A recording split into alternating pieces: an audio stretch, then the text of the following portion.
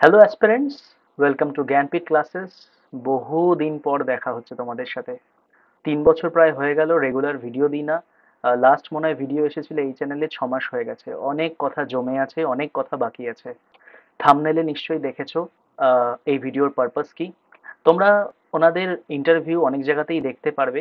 এই ভিডিওর মাধ্যমে আমি যেটা চেষ্টা করব যে ওনাদের যে পুরো জার্নিটা আমি যেভাবে দেখলাম, মানে ঠিক আছে, যে আমি যেভাবে যতটা কাছ থেকে ওনাদের জার্নিটা দেখেছি, ইচ অ্যান্ড এভরিথিং শেয়ার করার চেষ্টা করব, যাতে যে বা যারা সোশিওলজি অপশনাল যাদের আছে, তারা যাতে কিছু এমন মূল্যবান ইনফরমেশন পায় যেটা তাদের হয়তো হেল্প করতে পারে। ঠিক আছে, তো অনেক কথা বলবো, ভিডিওটা হয়তো একটু বড় হতে পারে। চলো গল্প শুরু করা যাক।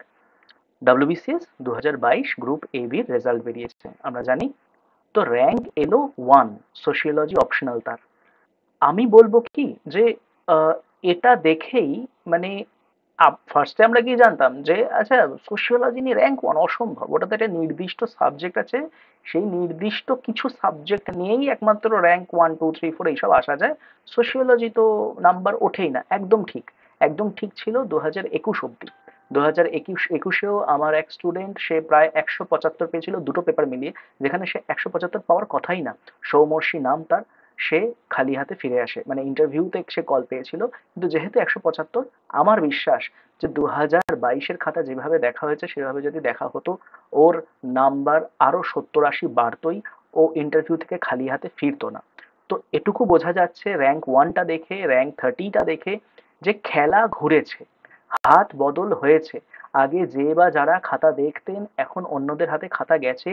পার্শিয়ালিটি ছিলই, নির্দিষ্ট কিছু সাবজেক্টের সাথে বায়াসনেস ছিল, সেগুলো কাটছে। কাটার নির্দিষ্ট অন্যান্য অনেক কারণ আছে, সেগুলো নিয়ে আজকের ভিডিও আলোচনা করব না। কিন্তু খুশির খবর এটাই যে র্যাঙ্ক 1 সোশিওলজি নিয়ে এসেছে। এবার আমি তোমাদের শুধু বলবো যে র্যাঙ্ক 1 নিয়ে সোশিওলজি এসেছে, এই পোটেনশিয়ালিটি সোশিওলজির মধ্যে প্রথম থেকেই ছিল। ঠিক আছে, এমনকি এই পোটেনশিয়ালিটি প্রত্যেকটা অপশনালের মধ্যে আছে। কিন্তু কেউ র্যাঙ্ক 1 পেয়েছে বলেই তোমরা ঝাঁপিয়ে পড়ে সোশিওলজি নেবে, এই ভুলটা করো না। আমি ব্যবসায়ী নই, আমি শিক্ষক। সোশিওলজি তারাই নাও যাদের ভালো লাগে, যারা ভালোবেসে নিয়েছো। প্রীতম হোক কি শ্রেয়া, লোকেশ, সৌমর্ষি, এরা ভালোবেসে সাবজেক্টটা নিয়েছিল। কোনো একটা ওই ভালো স্কোর করার মেশিন হিসাবে এই সাবজেক্টটাকে নেয়নি, তাহলে তোরা অন্য কোনো সাবজেক্ট নিত, যেটা তোমরা সবাই নাও ভালো স্কোর করব। আমি বলছি না যে পিএইচডি করতে আসো, আমি বলছি না যে এটা পিএইচডি করার জায়গা। অপশনালটা তোমাকে পাশ করতে হবে, একটা পরীক্ষায় পাশ করার জন্য একটা সাবজেক্ট চাই। কিন্তু সেই সাবজেক্টের নাম্বার তোলার জন্য তো একটা ভালো লাগা থাকতে হবে। মানে প্রীতম যদি মানে ভালো স্কোর করে থাকে সোশিওলজি নিয়ে, তাহলে আমি বলতেই পারি যে অন্য সাবজেক্ট নিলে হয়তো ও এর থেকেও ভালো স্কোর করতে হতেই পারে। কিন্তু ও কেন নিল? তার কারণ ওর ভালো লেগেছিল তাই। এই পয়েন্টটা কিন্তু মাথায় রেখো, যে ভালো না লাগলে আমরা যদি মানে তার সেটা সুন্দর করে লিখে না আসতে পারি, ভালো না লাগলে লেখাটাও তো আসবে না, নাম্বার কিন্তু উঠবে না। মানে ফিলোসফিটা এরকম যে পৃথিবীতে সুন্দর দেখতে মেয়ে অসংখ্য থাকতে পারে, কিন্তু আমি যাকে ভালোবাসি, আমি তাকেই ভালোবাসি, তার নির্দিষ্ট আমার ব্যক্তিগত কারণ আছে। তো তাই বলে যে কোনো সুন্দর মেয়ে দেখতে, মানে সুন্দর মেয়ে দেখতে পেলে আমি তার পেছনে চলে যাবো? অপশনাল ক্ষেত্রে কিন্তু তোমরা এই ভুলটাই করো। ঠিক আছে, যে ওটাই বেশি নাম্বার উঠছে, চলো ওটাই নাও। ওটাই র্যাঙ্ক 1 এসছে, চলো ওটাই নাও। এই ভুলটা করো না। ভালো লাগা, ভালোবাসাটা অপশনালের ক্ষেত্রে ভীষণ দরকার। নাম্বার তুমি পাবে, সেটা তোমার যে কোনো অপশনালই হোক না কেন। ওকে, চলো গল্প শুরু করা যাক। আমি আজকের ভিডিওর মাধ্যমে ওনাদের জার্নিটা শেয়ার করব, যেভাবে ওদের দেখেছিলাম। একদম ফার্স্টের থেকেই গল্পটা শুরু করা যাক, এবং তোমাদের সাথে আরো অনেক আমার ইনসাইটস, ব্যক্তিগত অভিজ্ঞতা সবটাই শেয়ার করব। ঠিক আছে, আমার নাম হলো সানি দে। আমি গত প্রায় 2018 থেকে ডাব্লিউবিসিএস পড়াচ্ছি। 2016 থেকে পড়ানোর জার্নিটা শুরু করেছিলাম। ওকে, 2018 থেকে ডাব্লিউবিসিএস। প্রথম দিকে তো স্টুডেন্ট আসতো না, তাদের বিশ্বাস এটাই ছিল যে সোশিয়োলজি নিয়ে নাম্বার ওঠে না। কিছু স্টুডেন্ট আসতো যারা ভালোবেসেই আসতো, ভালো লাগতো। তো কোথাও না কোথাও আমি দেখেছি ওই গ্র্যাজুয়াল চেঞ্জটা, যে একদম ফার্স্টে সাবজেক্টটা নিতই না, কারণ নাম্বার তো ওঠে না স্যার, ওই সাবজেক্টটাই নাম্বার ওঠে, তো ওটাই নেব। তার সেখান থেকে এই চেঞ্জটা, যে না সোশিওলজিতেও নাম্বার ওঠে। তো আমার এই জার্নিটায় থাকতে পেরে খুব ভালো লাগলো, যে দীর্ঘদিন যদি টিকে থাকা যায়, যদি কন্টেন্টের ওপর কাজ করা যায়, পড়ানোর ওপর কাজ করা যায়, বোঝানোর ওপর কাজ করা যায়, ভালো যদি স্টুডেন্ট পাওয়া যায়, অবশ্যই ফল পাওয়া যাবে। মিথ ভাঙতে আমরা পারলাম। তো এটার জন্য আমি অভিনন্দন জানাবো প্রত্যেকটা স্টুডেন্টকে যারা সোশিওলজি নিয়ে এই মিথটা ভাঙতে পারলো যে কোনো সাবজেক্ট মানে আলটিমেট নয় যে এটা নিলেই সাবজেক্ট মানে নাম্বার উঠবে। আমি একদম কোনো সাবজেক্টের নিন্দা করব না। আমি জাস্ট বলছি যে তোমরা যেভাবে একটা মিথ বানিয়ে ফেলেছিলে সেটা ভাঙা গেল অবশেষে। ওকে, এইটা আমার পরিচয়। যদি ইচ্ছা হয় তাহলে পজ করে দেখে নিতে পারো। ওকে, তো চলো একটু গল্প শুরু করা যাক। প্রীতম মিশ্র এক কথায় বলতে গেলে আমার দেখা মানে সবচেয়ে ভালো মানুষ। মানে আমার যত অ্যাসপিরেন্ট রয়েছে তারা সবাই ভালো মানুষই হয়। আমার প্রত্যেকটা অ্যাসপিরেন্টই খুব ভালো হয়, এটা আমার সত্যি মানে এটা আমার ভাগ্যের বিষয়। তো ও খুবই ভালো মানুষ, নিরীহ একটা মানুষ। কিন্তু ওর এত মেধা ওকে দেখে বোঝা যাবে না, ঠিক আছে? ওর মেধা একদম ভরপুর। আমি আমার ডেসক্রিপশন বক্সে ওর ২ বছর আগে, ও যখন হচ্ছে ২-২.৫ বছর ২ বছর আগে ও সিজিএল ক্র্যাক করেছিল, ও কোন পোস্টে ছিল, কোন পরীক্ষা, ওর স্যালারি স্কেল কী ছিল, সেই সংক্রান্ত একটা ভিডিও, আমি ইন্টারভিউ ভিডিও আমি শেয়ার করে দিচ্ছি, ঠিক আছে? সেটা আমার চ্যানেল থেকে নেওয়া হয়নি, অন্য কোনো চ্যানেল থেকে নেওয়া হয়েছিল, আমি শেয়ার করে দিচ্ছি। এবং ওর রিসেন্ট আরও যতগুলো ইন্টারভিউ এসেছিলো আমি শেয়ার করে দিচ্ছি। দেখো তোমরা ওর ইন্টারভিউগুলো দেখবে, দেখে অনেক কিছু শিখতে পারবে, জানতে পারবে। আহ, যদি ওর প্রথম থেকে জার্নিটা একটু আমি শেয়ার করি, ও অপশনালটা নিয়ে একটু ভয়ে ছিল। কেন? ও অলরেডি সিজিএল যেহেতু দিয়ে এসেছে, সেই কারণে ওর ম্যাথ ইংলিশ তুখোড়, ম্যাথ ও খুব ভালোবাসে। যখন ম্যাথ উঠে গেল মানে ডাব্লিউবিসিএস এর নিউ প্যাটার্নে যখন বলা হলো যে ম্যাথ নেই, ও খুব মানে খারাপ লেগেছিল যে স্যার ম্যাথটাই চলে গেল। তো ম্যাথ ইংলিশ ও ভালো ছিল, ওর জিএসটাও ভালো ছিল এবং ও পুরোটাই কিন্তু সেলফ স্টাডি করেছে, ঠিক আছে? ও সেলফ স্টাডি করে তুলেছে। এবার দেখো এরকম একটা নতুন জায়গায় আসছে ডাব্লিউবিসিএস ওই ফিল্ড থেকে, তো টেনশন ছিল হচ্ছে যে আমি অপশনালটা তাহলে কি করবো। তো তখন ও একটু সার্চ করে গুগল করে ইউটিউব দেখে ওর মনে হলো যে হ্যাঁ সোশিওলজিটা আমি ঠিক তুলে নিতে পারবো, কারণ এটা আমি নিজের ভাষায় লিখতে পারবো, বুঝতেও পারবো, ইন্টারেস্টিং আছে, নিজের ভাষায় লিখতে পারবো। তারপর আমার সাথে কন্ট্যাক্ট করে ও আমার কাছে ভর্তি হয়েছিল 2022 OS1-এ, মানে অপশনাল সোশিওলজি 2022, টার্গেট 2022-এর যে ব্যাচটা ছিল সেই ব্যাচেও ভর্তি হয়েছিল। ওকে, এটা শুরু হয়েছিল মোটামুটি ধরো 2022 জুলাই আগস্ট, সেই সময় এই ব্যাচটা শুরু হয়েছিল। ও আমার কাছে ওই জুলাই আগস্টে ভর্তি হয়েছিল। কিন্তু এইবার আসছি টুইস্টে, একটু ডিটেলিং এ যাচ্ছি। টুইস্টটা হচ্ছে এটাই যে ও কিন্তু আমার কাছে আহ, পুরো পুরো পুরো সোশিয়োলজি সিলেবাস কভার করেনি। ও আমার কাছে কভার করেছিল হচ্ছে অনলি ফান্ডামেন্টাল সোশিয়োলজি, মানে যেটা বেসিক পার্ট, থিঙ্কার্স, যতগুলো থিঙ্কার আছে, এবং তার সাথে হচ্ছে রিসার্চ মেথোডোলজি। তার সাথে ওই ইন্ডিয়ান সোসাইটির শ্রীনিবাস ঘুরে, আম্বেদকর, দেসাই এগুলোও ছিল। উইমেন অ্যান্ড চাইল্ড, তাদের যে হ্যারাসমেন্ট এই অংশটাও ছিল, এবং ট্রাইব কাস্ট এই অংশগুলোও পড়েছে আমার কাছে। কেন আমি এতটা ডিটেল ভাবে বললাম? ও আমার কাছে যে অংশগুলো পড়েনি সেগুলো হচ্ছে সোশ্যাল ইনস্টিটিউশনের একটা পার্ট, সোশ্যাল স্ট্র্যাটিফিকেশনের কিছুটা পার্ট, সোশ্যাল প্রবলেমসের একটা বড় পার্ট।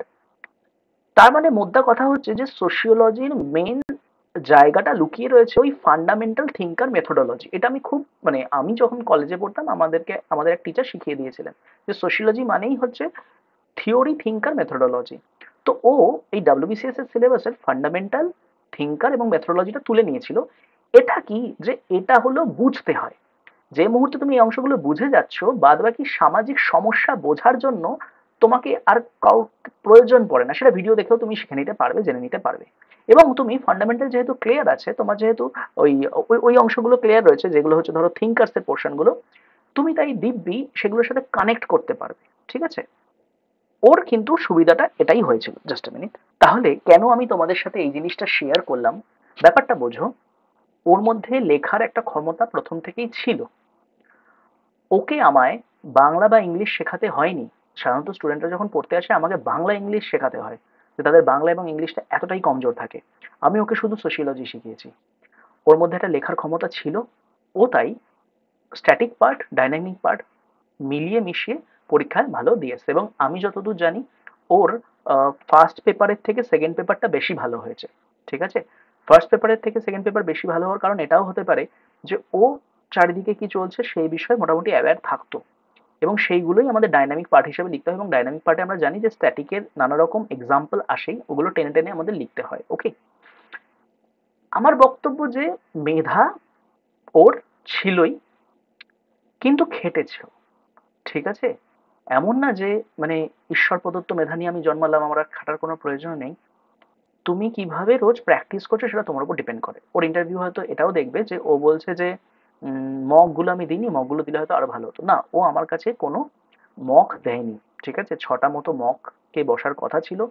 ও 3টে মতো স্টাডি ম্যাটেরিয়াল কালেক্ট করেছে, পড়েছে, ক্লাস করেছে। তারপরে ও জবে ঢুকে যায়।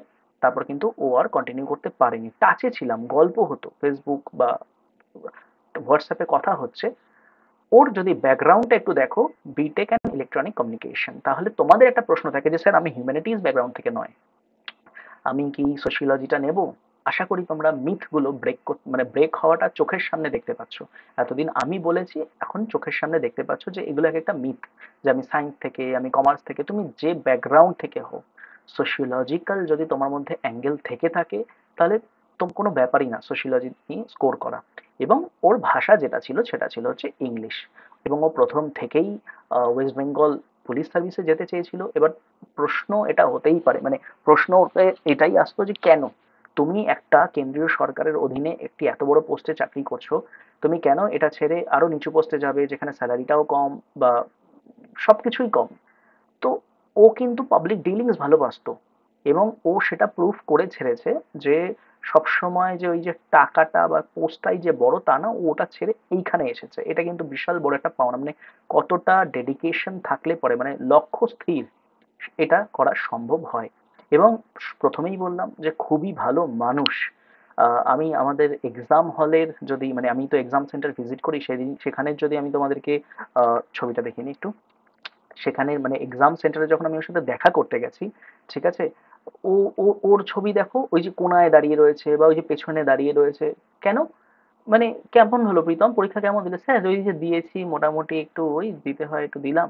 ওর বডি ল্যাঙ্গুয়েজ এটা ছিল, এটা হচ্ছে সেই দিন পরীক্ষা যেদিন দিতে গেছে সেই দিনের এটা ছবি, ঠিক আছে? ওর বডি ল্যাঙ্গুয়েজ এরকম ছিল।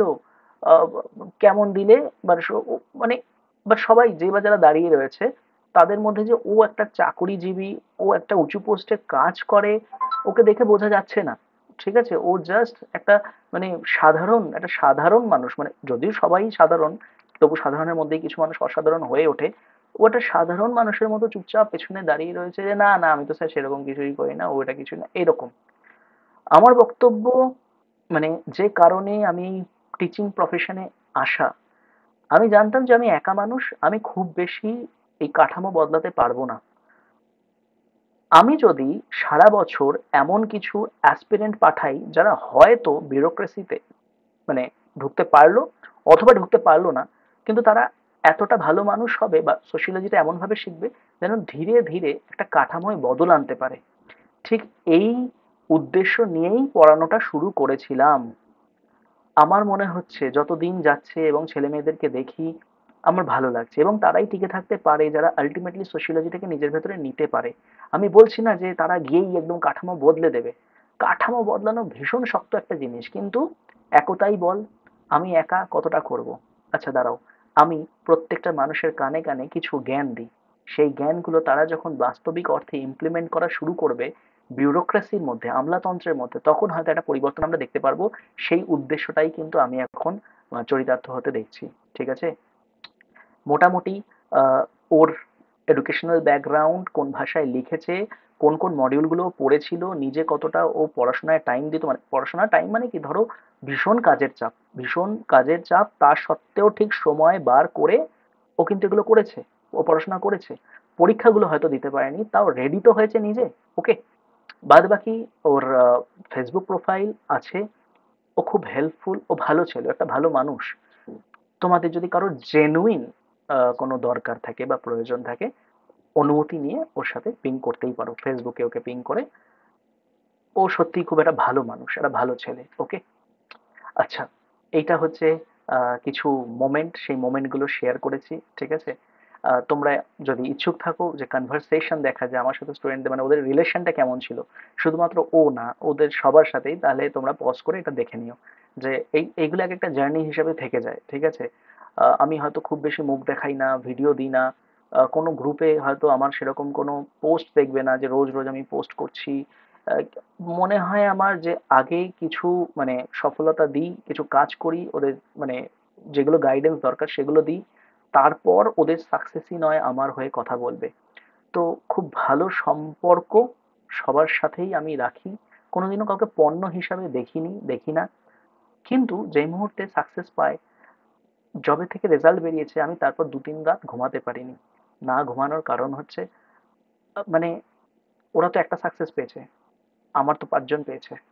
ঠিক আছে? তো আমার যে ঘুম উড়ে যাওয়ার কারণ ইনটু 5, তো আমি এতটাই খুশি এবং ভিডিওটাও এতটা দেরিতে আনছি, বুঝতেই পারছো যে আমার নিজেকে মানে সামলাতে, নরমাল হতে সময় লাগলো। আহ, আমার বিশ্বাস ওর প্রত্যেকটা পেপারই খুব ভালো হয়েছে। এমসিকিউতেও ও বেশ ৫৫০ থেকে ৬০০ আমি আশা করতেই পারি। বাংলা ইংলিশও ও খুব ভালো দিয়েছে। অপশনালটা ওকে কিন্তু গাইড করেছে। আমি কোনোদিনও বলবো না যে অপশনালেও ফাটিয়ে দিয়েছে, দুর্ধর্ষ নাম্বার পেয়েছে, বীভৎস নাম্বার পেয়েছে। কিন্তু ওই যে বললাম, আমি যদি ধরেও নিই যে ২২০ পেয়েছে, ও ৪০০-এ ২২০, কত পার্সেন্ট হয়? 40-60%-এর মধ্যেও যদি কেউ পেয়ে থাকে, সেটা পাওয়ার জন্যও সাবজেক্টটাকে ভালোবাসার প্রয়োজন, সাবজেক্টটা ভালো লাগার প্রয়োজন। অন্য যে কোনো সাবজেক্টে বেশি নাম্বার উঠছে, নাম্বার ওঠা নাম্বার তোলার মধ্যে পার্থক্য আছে, এটা কিন্তু মাথায় রেখো। আবারও বলছি, প্রীতম র্যাঙ্ক 1 সোশিওলজি অপশনাল দেখেই কেউ কিন্তু সোশিওলজি অপশনালে ঝাঁপিও না। আমায় একবার পিং করো, আমি অ্যাটলিস্ট তোমায় গাইড করতে পারবো যে কোন অপশনালটা তোমার জন্য ঠিকঠাক। ওকে? ট্রিবিউট পোস্ট যেখানে আমাকে মেনশন করেছে যে কিভাবে ও মানে হেল্প পেয়েছিল, কতটা আমি শেখাতে পেরেছিলাম, সেটাও শেয়ার করলাম। এগুলো এক একটা ভালো লাগার জিনিস, আনন্দের জিনিস। কেন শেয়ার করছি সেটারও একটা কারণ আছে। সেটা হলো যে এখন মানে আগে কি হতো যে আমরা স্টুডেন্টরা টিচারদের নামে বলতাম যে আমি ওই টিচারের কাছে পড়ি, খুব ভালো পড়ায়। এখন দেখেছি হয় উল্টো, যে টিচারদের বলতে হয় যে ও আমার স্টুডেন্ট, ও আমার স্টুডেন্ট, তার ছবি নিয়ে শেয়ার করা বা হচ্ছে মানে কালচারটা কোথায় যেন হঠাৎ করে বদলে গেল। স্টুডেন্টরা হয়ে উঠলো পণ্য, এবং আমরা তাদের মুখ দেখিয়ে আমাদের কোর্স বিক্রি করা শুরু করলাম। আমার এটাই আপত্তি ছিল, আছে, থাকবে।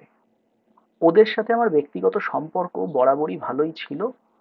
কোনো স্টুডেন্ট চাকরি করে বা করে না, পোটেনশিয়ালিটি আছে বা নেই, এই দেখে তাদের সাথে আমার সম্পর্ক তৈরি হয় না। আমি সবার সাথে এক লেভেলেই কথা বলি। সে যে গ্র্যাজুয়েশন সবে পাশ করে বেরিয়েছে, আর যে বড় অফিসার, মানে হয়তো সে এসিটিও বা অন্য কোনো লেভেলে আছে, বাট এক্সিকিউটিভে নেই বা এবিতে নেই। কেন সবার সাথে এক লেভেলেই কথা বলি? কারণ সবাই আমার স্টুডেন্ট, কাউকে আমি বন্ধু হিসেবে দেখি না যে আচ্ছা এ আমাকে পরবর্তী ক্ষেত্রে ফেম দেবে, চলো এর সাথে একটু ভালো করে গল্প করো, বা ও রিজার্ভেশন ক্যাটাগরি, ওর সাথে একটু ভালো করে গল্প করি, কারণ ওর পেছনে একটু খাটলে পরেই ও ভালো র্যাঙ্ক করবে। আসেনি কোনোদিনও। ঠিক আছে? তো সেই কারণে আমার মনে হলো যে স্টুডেন্টদের দিক থেকে যতটুকু মানে যা মানে প্রশংসামূলক বাক্য আসে আমার কাছে, সেটাই পাথেয়। ওকে?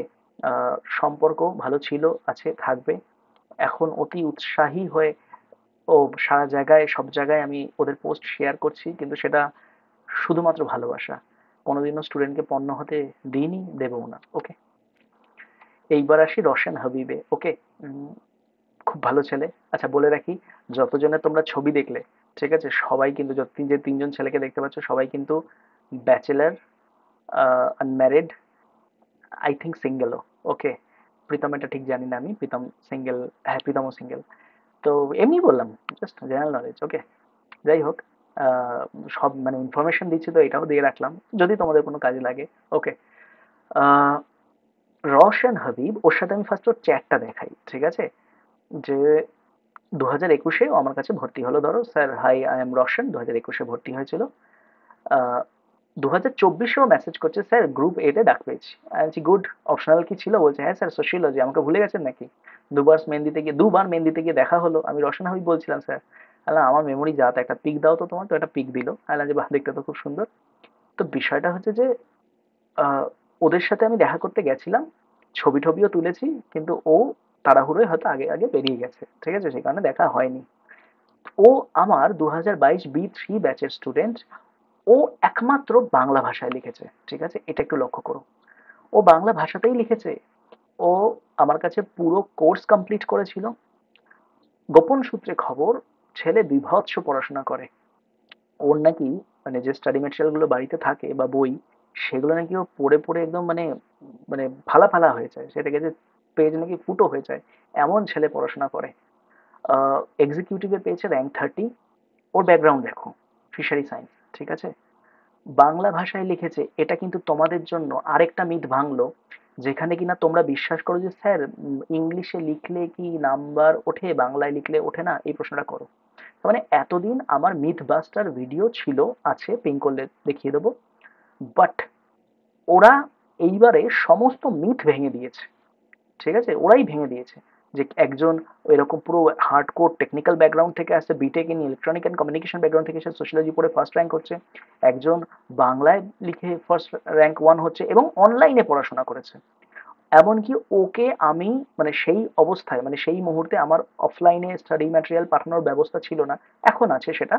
আমি ওকে অনলাইনে স্টাডি ম্যাটেরিয়াল পাঠিয়েছিলাম। আমি জানি না যে ও অনলাইনে পড়েছে নাকি সেগুলো প্রিন্ট করে নিয়েছিল। যদি প্রিন্ট করেও থাকে তাহলে কিন্তু সেই খরচটা ও করেছিল, ঠিক আছে। মানে আমার সেই সময় অবস্থা ছিল না, মানে আমার জানা ছিল না কিভাবে হার্ড কপি পাঠাবো। ওকে, 2022 B3 ব্যাচেরও। ওকে, ও আমায় ভোলেনি, আমি ওকে ভুলে গেছিলাম। কারণ দিন যেতে থাকে, সম্পর্কটা হয়তো এক থাকে কিন্তু মেমোরিটা একটু একটু হালকা হয়ে যায়। ওর দিক থেকেও কিছু সুন্দর বাক্য এসেছিল ইন্টারভিউতে পাশ করার পরেও, মানে কথা হয়েছে, মানে ভয়েস রেকর্ডে ও পাঠিয়েছিল, ভয়েস রেকর্ডে কথা হয়েছে। এটাও ফার্স্ট অ্যাটেম্প ছিল, এটা প্রীতমের কিন্তু ফার্স্ট অ্যাটেম্প ছিল। অনেকেই বলে যে স্যার গল্প দিচ্ছে, ওগুলো ফার্স্ট অ্যাটেম্প হয় না, বিশ্বাস করো প্রীতমের এটা ফার্স্ট অ্যাটেম্প ছিল, রওশনের এটা ফার্স্ট অ্যাটেম্প ছিল। এমনকি এক জায়গায় দেখলাম প্রীতম ইন্টারভিউ দিয়েছে, সেখানে কেউ একটা এসে মেসেজ করেছে, নিচে নিচে কমেন্ট করেছে ইউটিউব চ্যানেলটায়, যে দাদা কত টাকা দিয়ে পেলে। দেখো তোমাদের জীবনে যদি ফ্রাস্ট্রেশন থাকে সেটা পিএসসি ভবনের সামনে গিয়ে মেটাও, অশান্ত হরমোনের যদি কোনো প্রোফাইল থেকে থাকে সেখানে গিয়ে মেটাও। এই সমস্ত ছেলেকে চোখের সামনে কিভাবে খেটেছে মেধা দিয়ে, পরিশ্রম দিয়ে, সেটার মাধ্যমে তাদেরকে কিছু মানে অ্যাচিভ করতে দেখেছি। তো এইসব গাল গল্প কত টাকা দিয়ে পেলেন বা এ কি করে পাশ করলো, এইগুলো না, এই ফ্রাস্ট্রেশন গুলো না নিজেদের মধ্যে রাখো, ঠিক আছে। পড়াশোনা করো, একটু কাজে দেবে। অন্যরা কে কি করে বেড়াচ্ছে সেটা না দেখে। এবং মানে কি বলবো, যে হীনমন্যতা থেকেই এই ধরনের বক্তব্য আসে। আমি এটা একদম তাদেরকেই বললাম যে যারা এখনো বিশ্বাস করে যে মানে এরা কিছু না কিছু ভাবে একটা পেয়েছে। ওকে, আহ, এমনকি এমনকি আমি যখন শেয়ার করলাম ওদের নামের লিস্টটা, আমি এই লিস্টটা ফার্স্টে শেয়ার করেছিলাম, তখন আমাকে এমন কমেন্টও এসেছে যে জেনারেল কয়জন, ভাবনা চিন্তার লেভেলগুলো দেখো খালি, ঠিক আছে নিজেদের। আমি যদি বলি প্রীতম মিশ্র, শ্রেয়া মণ্ডল, লোকেশ সরকার, এই তিনজনই জেনারেল, তিনজনই জেনারেল ক্যাটাগরি, ঠিক আছে। রওশন হাবিব, ও শুধুমাত্র রিজার্ভেশন ছিল। ও কি জোর জবরদস্তি নিয়েছে, নাকি ও পড়াশোনাটা কম করেছে, নাকি ও নাম্বারটা কম পেয়েছে? জানো তো, মানে যখন আমি নেট সেট পাস করিনি তখন বলা হতো যে তুই তো জেনারেল, তুই কিভাবে পাস করবি।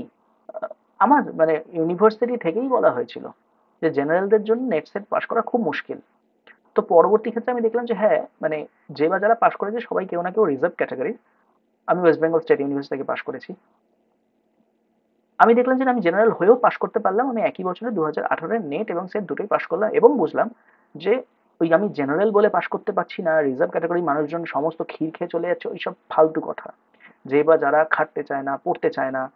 আমি নিজে রিজার্ভেশনের বিরোধী, যে হ্যাঁ অর্থনৈতিক ভিত্তিতে রিজার্ভেশন আসুক, কিন্তু যে বা যারা রিজার্ভেশন পাচ্ছে সুবিধা, তারা কি জোর জবস্তি পাচ্ছে নাকি মানে তাদেরকে তারা মানে সরকারের ঘর থেকে টেনে নিয়ে আসছে যে না আমাকে রিজার্ভেশন দিতেই হবে। খাটলে পরে তুমি জেনারেল হও কি যাই হও, তোমার সাকসেস আসতে বাধ্য। কেন বাদবাকিরা পায়নি, বাদবাকিরা র্যাঙ্ক করেনি, প্রীতম জেনারেল হওয়া সত্ত্বেও র্যাঙ্ক করলো না? তাহলে এই সব মন্তব্য কোথা থেকে আসে, যে কোন ক্যাটাগরির, কোন রিলিজিয়ান, কোন কাস্টের? আমার মনে হয় তোমরা অফিসার পরে হবে, আগে একটু মানুষ হও, ঠিক আছে। যে এই ধরনের চিন্তা ভাবনাগুলো একটু বদলাও। এবং এই ধরনের চিন্তা ভাবনা থাকে বলেই কিন্তু তোমরা ইন্টারভিউ বোর্ডে গিয়ে আটকাও, পার্সোনালিটি টেস্টে গিয়ে আটকাও, ঠিক আছে। এগুলোর উপর একটু কাজ করো তোমরা। আচ্ছা, আবার হাবিবে ফিরে আসি। আহ, হ্যাঁ, আমাকে মানে ট্যাগ করে একটা কিছু লিখেছিল, সময় হলে পড়ে নিও তোমরা পজ করে। এবার আসি আমার পরবর্তী যে র্যাঙ্ক করেছে শ্রেয়া মণ্ডল, ইনহাউস স্টুডেন্ট ছিল। উম, প্রত্যেকটা, আচ্ছা রসানের বলা হয়নি, রসান পরীক্ষা দিত, রসান রসান পরীক্ষা দিয়েছিল, রসান বাংলাতেই পরীক্ষা দিয়েছিল। সবকটা পরীক্ষা দিয়েছিল কিনা আমার মনে নেই, মানে ৫টা মতো মানে ৬টা মডিউল মানে টেস্ট হয়, ৬টা স্টাডি ম্যাটেরিয়ালের উপর টেস্ট হয়। তো ৬টা দিয়েছিল কিনা মনে নেই, বাট ৩-৪টে তো দিয়েইছে। ঠিক আছে? ওটা কিন্তু মাস্ট। প্রীতম যেটা স্কিপ করেছিল এবং পরে ইন্টারভিউতে বলেছে যে না আমি ওটা দিইনি, রওশন কিন্তু সেগুলো দিয়েছিল। ওকে? তো তাহলে সবসময় মাথায় রেখো যে ওই তুমি কি পড়ছো সেটা তো ইম্পর্টেন্ট, কিন্তু তোমাকে নাম্বার দেবে তুমি কিভাবে লিখছো তার উপর। আই থিঙ্ক প্রীতমের প্র্যাকটিস ছিল, প্রীতমের ভেতরে সেই মানে কারিগরিটা ছিল, তাই ওর মকটা দিতে হয়নি, রাইটিং প্র্যাকটিস করতে হয়নি। সবার মধ্যে এটা থাকে না। রওশন হাবিব কিন্তু পরীক্ষা দিয়েছে। ওকে? ও মকগুলো দিত, চেকও করে দিতাম এবং নাম্বারও ওদের বলে দিতাম, জানিয়ে দিতাম। ওই নির্দিষ্ট অ্যাপ আছে, সেই অ্যাপের মাধ্যমে। শ্রেয়া পরীক্ষা দিয়েছিল, ওর সাথেও আমি কনভারসেশনটা দেখাতে চাই। ঠিক আছে? যে শ্রেয়া আমাকে বলছে যে থ্যাংক ইউ, ওই পার্সোনালিটি টেস্টে যখন ওর নাম এলো তখন আমি বললাম যে মডেলগুলো পরীক্ষা দিয়েছিলে, বলছে আমার মেমোরি কিন্তু খুব শর্ট। বলছে স্যার দিয়েছিলাম, র্যাঙ্কও করতাম। ঠিক আছে? তো ও সবকটা পরীক্ষায় দিয়েছিল, র্যাঙ্ক করতো, এবং আমি বলছি ওর লেখা প্রথম থেকেই ভালো ছিল। ও ইংলিশে পরীক্ষা দিত, ও ব্যাচেলার ইন ইংলিশ ছিল এবং ইংলিশে পরীক্ষা দিত, ওর লেখা প্রথম থেকেই খুব ভালো ছিল। আই থিঙ্ক যদি আমি খুব ভুল না হই, আহ, ও মনে হয় ওর ব্যাচে হাইয়েস্ট পেত। এবার মজার বিষয়, দেখো ব্যাচ তিনজনেরই same. Shreya OS1, Pritam OS1, আর লোকেশও OS1। মানে ওরা এক ব্যাচ থেকে, ওই ব্যাচটায় ছিল জানো কতজন, প্রথমে মনে হয় 12 জন ছিল, সেখান থেকে সব কেটে কুটে ওই 8 জন এসে ঠেকেছিল। ঠিক আছে? যে প্রিলির রেজাল্ট বেরোনোর পর তারা ছিটকে গেছিল। এই 12 জন ছিল হচ্ছে আমার মানে সেই সময়ের ওই মানে সংখ্যা, যে এরা 2022-এ পরীক্ষা দিতে যাচ্ছে। তো ওই ছোট্ট একটা 12 জনের ব্যাচ থেকে, সেখান থেকে কিন্তু ওরা বেরিয়েছে। শ্রেয়ার লেখা প্রথম থেকেই খুব ভালো ছিল, হাইয়েস্ট পেতো ও। এবং দেখতেই পাচ্ছ যে ও মানে হিউম্যানিটিস থেকে এসছে, তাহলে আমরা দেখতেই পাচ্ছি যে সায়েন্স, হিউম্যানিটিস যে ব্যাকগ্রাউন্ড থেকেই আসো, কিছু ম্যাটার করবে না। ওকে? পরীক্ষাগুলো মন দিয়ে দিয়ে যেতে হবে। আবারও বলছি, পিএসসি তুমি কত ভালো জানো তার উপর নাম্বার দেয় না, কত ভালো লিখে আসতে পারছো তার উপর নাম্বার দেয়। তো তোমার ওই লেখার কাজটা করতে হবে তোমার ওই মক টেস্ট দিয়ে দিয়ে। ঠিক আছে? এবার অনেকেই পরীক্ষার আগে মক টেস্ট দিতে বসে, সেটা করলে হয় না। তোমাকে স্ট্যাটিক পোর্শনের সাথে ডাইনামিক অংশ মেলাতে হবে। সেই মেলানোর জন্য তোমার না রিগোরাস প্র্যাকটিস চাই। প্র্যাকটিসের মধ্যে না থাকলে পরে কিন্তু সবাই প্রীতম নয়। ওকে? ও অলরেডি সিজিএলটা দিয়ে আসার মাধ্যমে ওর ভেতরে একটা স্ট্রাকচার তৈরি হয়ে গেছিল। রাতারাতি মানে ঈশ্বর প্রদত্ত নয়, খেটে খাটাখাটনি করে তৈরি করতে হয়েছিল। তোমরা কিন্তু সেটা মাথায় রেখো। আবার কিছু প্রশংসামূলক বাক্য তোমাদের সাথে শেয়ার করলাম। একটা টিচারের কাছে এর থেকে বড় পাওনা আর কিছু হতে পারে না। ঠিক আছে? দেনেওয়ালা জব ভি দেতা দেতা ছাপ্পার ফারকে। এর আগে সৌমর্ষি যখন ফিরে এসেছিল 2021 সালের ইন্টারভিউতে, আমার একটা বড় ধাক্কা ছিল ওটা। সেই ধাক্কা সামলাতে আমার এবং ওর অনেক সময় লাগে। ও 2022-এর পরীক্ষাটাও দেয়নি, মানে ওই ধাক্কাটা এতটাই প্রবল ছিল, ও মেনে বসেনি। তো যাই হোক, মানে অ্যাটলিস্ট মানে তোমাদের সাকসেস গুলো দেখে, মানে ওদের সাকসেস গুলো দেখে আমি হয়তো কিছুটা মানে সুস্থ হয়েছি, অনেকটা সুস্থ হয়েছি। এবং সমস্যাকেও বলেছি যে মানে আর হাল ছাড়তে না, অ্যাটলিস্ট চেষ্টাটা করে যেতে। লোকেশ, লোকেশও সেম ব্যাচে ছিল। লোকেশের কথা বললেই আমার যেটা মনে পড়ে, হ্যান্ড রাইটিং। ঠিক আছে? তোমরা আবার বলবে যে স্যার এত সুন্দর ছিল হ্যান্ড রাইটিংটা। না, লোকেশের হ্যান্ড রাইটিং সুন্দর নয়। মেবি ও বা ওর ব্যাচের কেউ প্রশ্ন করেছিল যে স্যার হাতের লেখা কি সুন্দর হতে হবে। আমি যে সুন্দরের সংজ্ঞা কি, সুন্দরের সংজ্ঞা কি, সুন্দরের তো কোনো সংজ্ঞা হয় না। মাথায় রাখবে যে তোমার লেখাটা কি বোঝা যাচ্ছে, ব্যাস ওইটুকুই যথেষ্ট। তোমার লেখা যদি বোঝা গিয়ে থাকে, তাহলে সুন্দর কুৎসিতের কোনো গল্পই থাকে না। কেমন? ও এমএসসি ইন কেমিস্ট্রি। ঠিক আছে? লিখেছিল ইংলিশে। কোন কোন মিথ আজকে আমরা ভাঙতে পারলাম। তুমি BTech electronic communication hardcore science থেকে আসো, कुछ फर्क नहीं पड़ता। তুমি বাংলায় লেখো, कुछ फर्क नहीं पड़ता। তুমি প্রত্যেকটা যদি মক সঠিকভাবে দাও, তোমার র্যাঙ্ক আসতে বাধ্য। তুমি কেমিস্ট্রি পাশ করে আসছো, সোশিওলজি তুমি তুলে ফেলতে পারবে, সেটা কোনো ব্যাপার না।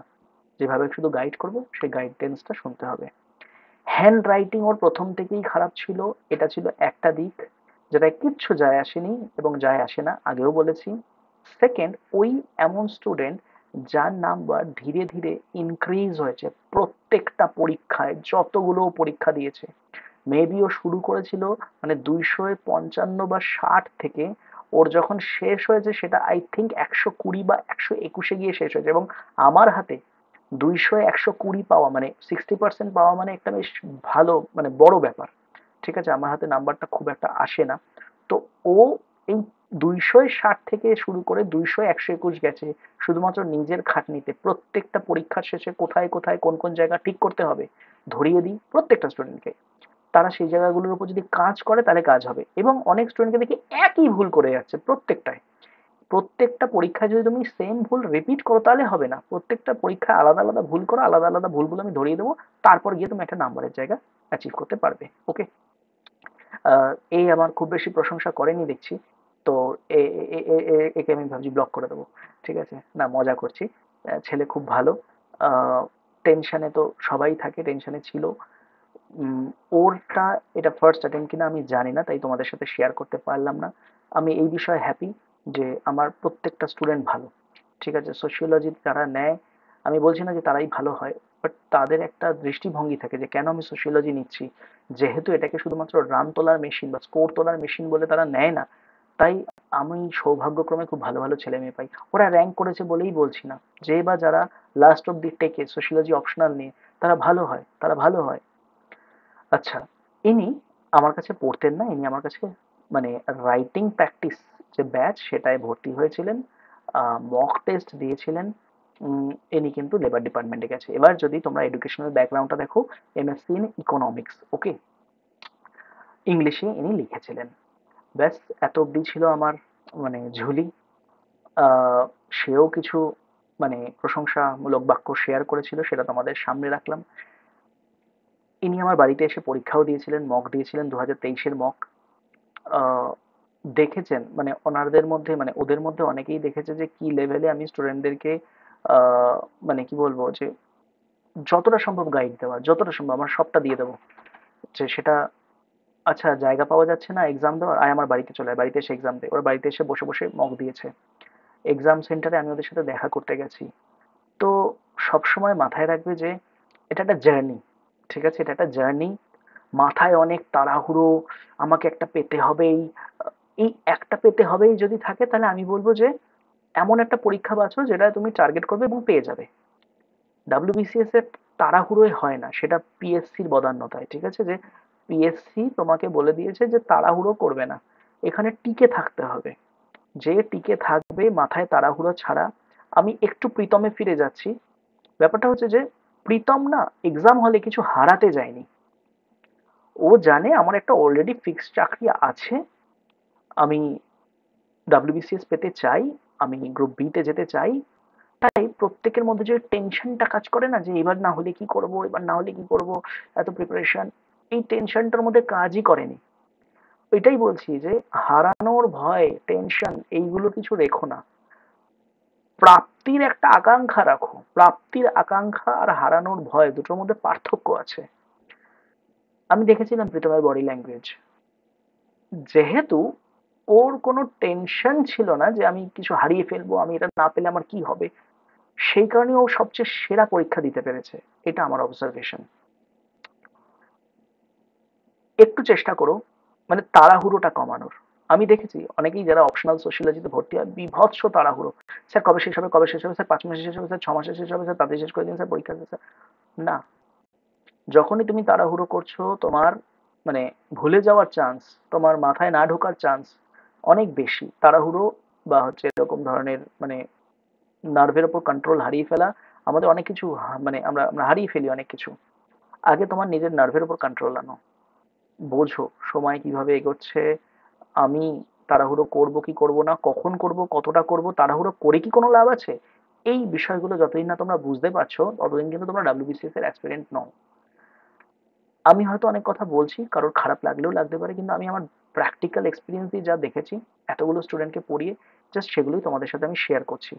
তোমাদের যদি কোনো রকম কোনো প্রশ্ন, বক্তব্য বা সমস্যা থাকে যে স্যার আমার স্ট্র্যাটেজি রিলেটেড ইস্যু আছে, আমি বুঝতে পারছি না, বা এই সমস্যা আছে, বিন্দাস শেয়ার করো। যে বা যারা আমায় চেনে জানে যে আমি রক্ত পিপাসু না, যে আসলেই বলবো যে ভর্তি হও তারপর কথা হবে। ঠিক আছে, কত স্টুডেন্টের সাথে গল্প হয়, কথা হয়, তারা হয়তো ভর্তি হয়ও নি, আমার স্টুডেন্ট হলেই যে গল্প করবো এরকম কোনো বিষয়ও নেই।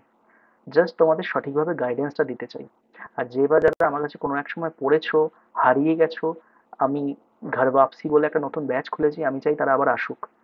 তারা টোটাল যে কোর্স ফি যতটা পে করেছিল সেটা সেখানে মাইনাস হয়ে যাবে, আর যদি টোটাল কোর্স ফি একবার দেওয়া হয়ে যায় আর ফি আমি নিই না। ওয়েল উইশাররা অনেক কিছুই বলেছে, আমি কিছু জায়গায় হাইলাইট করব, দুটো খালি কমেন্টে আমি হাইলাইট করব। সেটা হচ্ছে যে কোনো একজন বলছে স্যার আমি শুনেছিলাম সোশিয়োলজি ডাব্লিউবিসিএস এ মার্কস দেয় না, এখানে তো ফার্স্ট র্যাঙ্ক সোশিয়োলজি থেকে, আমি সোশিয়োলজিতে টেনশনে চলে এসেছিলাম, এটা সে বলেছে। আমি বললাম আমি যখন পড়ানো শুরু করেছিলাম 2018-তে তখনও এটাই শুনেছিলাম, সত্যি এটাই হতো, দেওয়া হতো না, পার্সিয়ালিটি হতো, বাট লড়ে যাওয়া ছাড়া কিছু উপায় ছিল না। এক্স্যাক্টলি তোমার হাতে কি আছে? লড়াই, পিএসসি ভবনের সামনে গিয়ে চিৎকার করা এবং বাড়িতে এসে পড়াশোনা করা, এর বাইরে তোমার হাতে কি কিছু আছে? নেই তো, তাহলে যতটুকু আছে ততটুকুই করো। কবে নোটিফিকেশন বেরোবে, কবে 2024-এর সিলেবাসে কি থাকবে, 25-এর সিলেবাসে কি আসবে, এত কিছু ভেবো না, পড়াশোনাটা তোমার হাতে আছে, যেটা তোমার হাতে আছে সেটুকু করো, আমি এই ফিলোসফিতে বিশ্বাসী।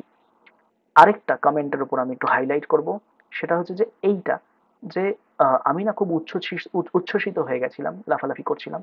তো আমারই এক ওয়েল উইশার সে বলছে যে ভাই এত লাফালাফি করিস না, তোর এটা প্রাপ্য ছিল, তুই এটা পেতিসই, আর তুই দেখ তুই অনেক আগে পেয়েছিস। আমি না ভাবলাম যে কি বলছিল যে তুই অনেক আগে পেয়ে গেছিস সাফল্য, মানে মানে আমি যদি 2018-তে পড়ানো শুরু করি, এটা তো 2022-এর পরীক্ষা ছিল, সেই রেজাল্টটা বেরোতে 2025 করেছে ওরা।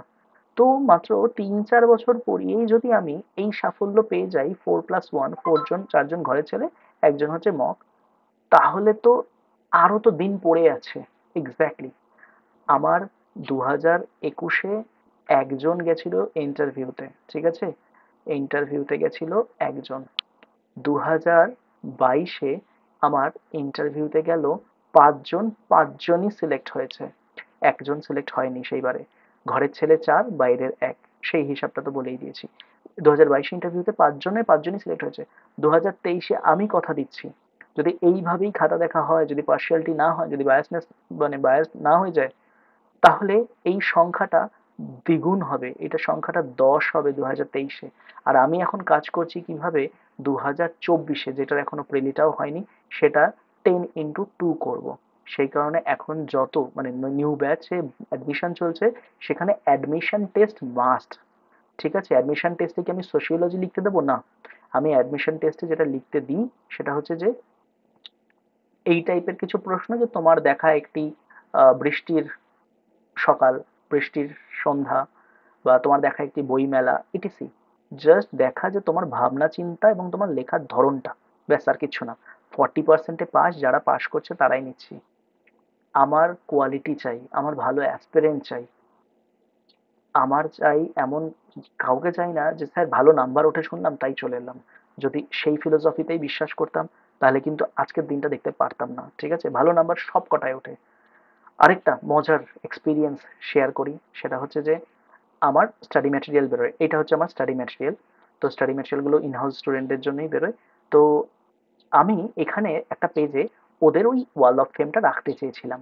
তো আমি জিজ্ঞাসা করলাম লোকেশকে যে লোকেশ তোমার ছবিটা কি আমি রাখবো?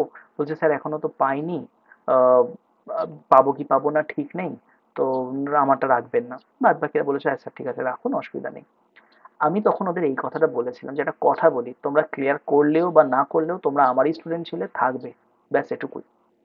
গল্পটা এটাই যে এরা সাকসেস পেয়েছে বলে এদের আমি মাথায় নিয়ে নাচানাচি করছি, বাদবাকিরা পায়নি বলে তাদেরকে আমি দুচ্ছাই করি, তা নয়। যারা আমায় চেনে তারা চেনে, তোমরা আমার স্টুডেন্ট ছিলে, আছো, থাকবে। সাকসেস পেলেও না পেলেও সাকসেসটাকে তোমরা মাপো, আমি তো মাপি না। আমার কাছে তোমরা আমার স্টুডেন্ট। হ্যাঁ, আমার স্টুডেন্ট সাকসেস পেয়েছে সেটা নিয়ে আমি তো আনন্দ পাবোই, তাই বলে তুমি সাকসেস পাওনি বলে আর আমার স্টুডেন্ট থাকবে না, এমনটা তো নয়। ঠিক আছে, তো ফিলোসফিটা একটু আমার অন্যরকম, যেহেতু ওদের পণ্য হিসাবে দেখি না। প্রত্যেকবার যখনই পরীক্ষা হয়, সেন্টার ভিজিট আমার মাস্ট। ওই দিনটা আমার খুব আনন্দের একটা দিন, আমি যাই, ওদের সাথে দেখা করি। আমি অনলাইনে পড়াই, ঠিক আছে, অফলাইনে শুরু করেছি রিসেন্টলি, রোববার সন্ধে 6টা থেকে, সেখানে মাত্র 2জনের সিটই খালি আছে, 5জনের বেশি আমি জায়গা দিতে পারি না, কারণ খাতা দেখতে হয়। 3জন আছে, 2জন অফলাইনে ভর্তি হয়েছিল, তারা অনলাইনে চলে গেছে। তো 2টো সিট আপাতত অফলাইনে খালি আছে দমদমে। তো অফলাইনের টিচার আমি নই, অনলাইনেই পড়াতে হয় সারা বছর। যতদেরকে পড়াই ওই একটা দিনই তোমাদের সাথে আমার দেখা হয়, এটা আমার কাছে আনন্দের থেকে কিছু কম না। হ্যাঁ, এবার যাদের দেখতে পাচ্ছ সবাই কি আমার স্টুডেন্ট? না, না, না, সবাই আমার স্টুডেন্ট নয়, ঠিক আছে? কিন্তু ওই যে আমরা যেটাকে বলি যে অ্যালুমনি বলো বা ফ্র্যাটার্নিটি বলো, যাই বলো না কেন, যে সবাই আমরা সোশিওলজি নিয়ে পড়াশোনা করছি, ওই যে আনন্দটা, ব্যাস ওইটুকুর জন্য আমি আমি আমি আনন্দে থাকি। এবার দেখো, এক্সাম হলে যাওয়ার জন্য না বুকের পাটা চাই, আমি এটা বিশ্বাস করি। যে আমি সারা বছর তোমাদেরকে পাত্তা দিলাম না, মোটামুটি কোর্স শেষ করে দিলাম নমো নমো করে, টাকা পয়সা তোলা হয়ে গেছে বলে আর যাওয়ার কোনো গল্প নেই, খাতা চেক করলাম না, মক নিলাম না, আর আমি এক্সাম হলে চলে যাব মুখ তুলে দেখা করতে? সম্ভব? যেহেতু আমি যা যা কথা দিই সেগুলো রাখার চেষ্টা করি, ঠিক সেই কারণেই কিন্তু আমি পরীক্ষার হলে যেতে পারি, ওদের সাথে দেখা করতে পারি। আমার মনে হয় টিচারদেরও উচিত, মানে সব টিচার যেদিন থেকে এই নিজের এই বিষয়টার উপর কাজ করবে, যে হ্যাঁ আমি যেটা কথা দেবো, পরীক্ষা মানে শেষ দিন অবধি হাত ছাড়বো না। আমি স্টুডেন্টদেরকে এটাই বলি যে একবার যদি আমার কোর্স পারচেস করো, আর তো কোনো তোমাকে ফিস দিতে হচ্ছে না স্ট্যাটিক পোর্শনের জন্য অ্যাটলিস্ট, তো আমি কিন্তু তোমার হাত ছাড়বো না, শেষ দিন অবধি থাকবো। এটাই বিসিএস এ হওয়া উচিত। কারণ দেখো না, 2021-এ ভর্তি হয়েছে, 2025-এ এসে বলছে যে স্যার আমি সিলেক্টেড হয়েছি। তো এত বড় দিন, এতদিন ধরে যদি একটা পরীক্ষা চলে, তাহলে মানে অন্য টিচার হলে বলবে যে না না তোমার তো কোর্স শেষ হয়ে গেছিল, আর কোনো গল্প নেই। মানে ধরো আমি ধরে নিচ্ছি 2021 কেউ ভর্তি হয়েছে, 25-এ আবার ফিরে এলো যে স্যার আমি আবার পড়তে চাই, কারণ আমি খুব মন দিয়ে পরীক্ষাটা দিতে চাই। তাহলে আমি কি বলবো যে আবার কোর্স ফি দাও? এটা হতে পারে? তো আমার মনে হয় যে কিছু জায়গায় আমাদের না ভীষণ মানে মানে স্টুডেন্টদের প্রতি লয়াল হওয়া উচিত, যে আমি যেটা বলছি আমি সেটা করব, তোমরা যতদিন না সাকসেস পাচ্ছ আমি ততদিন থাকবো। জাস্ট এটুকুই আমি ফলো করেছি, এর থেকে বেশি আর কিছু না। আমি খুবই আনন্দিত, এখনো আনন্দিত, চুপচাপ বসে তোমাদের সাথে হয়তো শান্তভাবে কথা বলছি তাই। কিন্তু আমার যদি ফেসবুকের লাইভ দেখে থাকো সেই মুহূর্তের 3.5 মিনিট 2.5 মিনিটের ভিডিও, যে আমি একদম সুপার এক্সাইটেড। ওকে, এখন আমি সুপার এক্সাইটেড, বাট কারণ আমার গোল এখন অন্য, 2023 সাল, ঠিক আছে? তোমাদের সাথে এতটাই আমার গল্প ছিল। এরপরে আমি চেষ্টা করব ওদের সাথে যত ডিটেলিংয়ে ওদের স্ট্র্যাটেজি জানতে পারবো, ওরা যতটা শেয়ার করবে সেগুলো তোমাদের সাথে আমি শেয়ার করার চেষ্টা করব। তোমরা একটু ডেসক্রিপশন বক্সটা ফলো করো, এই ইউটিউব ভিডিও নিচেই ডেসক্রিপশন বক্স থাকে, সেই জায়গায় আমি আমার ফেসবুক অ্যাকাউন্ট, আমার টেলিগ্রাম অ্যাকাউন্ট, আমি যেখানে কন্টেন্ট দিই, ফ্রি কন্টেন্ট দিই, আমার নাম্বার হোয়াটসঅ্যাপ নাম্বার এখানেও দেওয়া রয়েছে। আমি ওদের ইন্টারভিউগুলো যেখানে যেখানে আসছে সেই লিঙ্ক আমি সমস্তটাই দিয়ে রেখে দেবো। আজকের জন্য এতটুকুই থাকলো, কিন্তু এবার কথা দিচ্ছি যে চ্যানেলটা একদম প্রায় মৃতপ্রায় হয়ে গেছিল সেখানে ভিডিও আসবে। তোমরা হয়তো ওপরে একটা লোগো দেখতে পাচ্ছ সোশিওলজিক্যাল সানি, এটা আমার নিজস্ব চ্যানেল। এই জ্ঞানপীঠটাও আমার চ্যানেল। এই জ্ঞানপীঠ থেকেই সমস্ত শুরু, সমস্ত ভিডিও আসা, আমাকে যে আজকে যতজন চেনে এই জ্ঞানপীঠ থেকেই। পরবর্তী ক্ষেত্রে তারই একটা উইং ওপেন হয় সোশিওলজিক্যাল সানি নাম দিয়ে, যেটা আমি চালাই, যেখানে শুধুমাত্র সোশিওলজির হিন্দি ভিডিও আসে। তো জ্ঞানপীঠে যেরকম বাংলা ভিডিও আসতো সোশিওলজির, সেরকমই আসবে সোশিওলজিক্যাল সানিতে, আসবে হিন্দি ভিডিও, ঠিক আছে? আমি ইচ্ছা করেই এই চ্যানেলেই এই ভিডিওটা আনলাম, কারণ যেখান থেকে সবকিছুর শুরুটা হয়েছিল সেখানেই আমার যে সাকসেস স্টোরি, ঠিক আছে, তোমাদের যে সাকসেস স্টোরি, সেটা আসা উচিত বলে আমার মনে হলো। ওকে, তাহলে চলো দেখা হবে সোশিওলজিক্যাল সানিতে হিন্দি কন্টেন্ট নিয়ে, এবং জ্ঞানপীঠ ক্লাসেসে বাংলা কন্টেন্ট নিয়ে। আজকের জন্য এতটাই, দেখা হচ্ছে তাহলে পরের ভিডিওতে। রেগুলার ভিডিও দেবো, কথা দিচ্ছি। চলো টাটা।